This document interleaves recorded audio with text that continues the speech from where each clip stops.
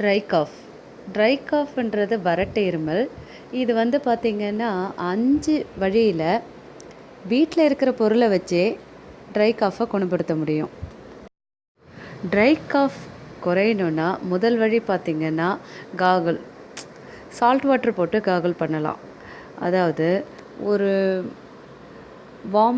ஒரு tumbler warm water எடுத்துக்கிட்டு அதில் 1 ஸ்பூன் உப்பு மிக்ஸ் பண்ணி நல்ல ஒரு 15 செகண்ட்ஸ்க்கு காகுல் பண்ணி துப்பிட்டே இருக்கணும்.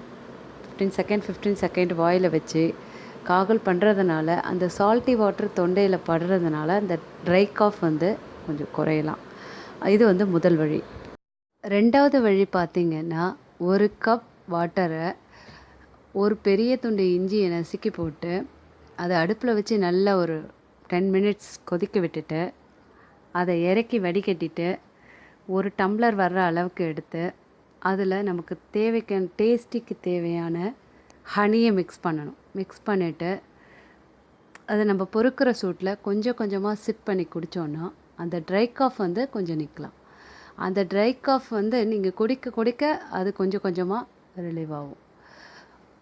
இதை வந்து ஒரு நாளைக்கு 2 தடவை காலையிலையும் ஈவினிங்கும் நம்ம பண்ணும்போது அந்த ட்ரை காஃபோடைய தீவிரம் வந்து கொஞ்சம் குறையும். ட்ரை காஃப் போகிறதுக்கு இன்னொரு வழியும் இருக்குது.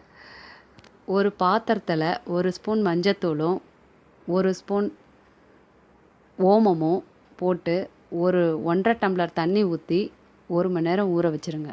அதை ஊற வச்ச பிறகு அதை எடுத்து அடுப்பில் வச்சு நல்லா கொதிக்க விட்டுட்டு ஒரு 10 நிமிஷம் நல்லா கொதிக்கட்டும். கொதி வந்துச்சுன்னா அதை இறக்கி வடிகட்டிட்டு அது டேஸ்ட்டுக்கு தகுந்த மாதிரி அதுலேயும் ஹனி சேர்த்து கொஞ்சம் கொஞ்சமாக சிப் பண்ணலாம்.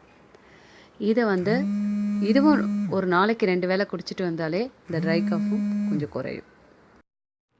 எப்பயுமே நம்ம படுக்க போகிறதுக்கு முன்னாடி 1 கப் பால் குடிப்போம். அந்த பாலில் வந்து ஒன்று சர்க்கரை போட்டு குடிப்போம்.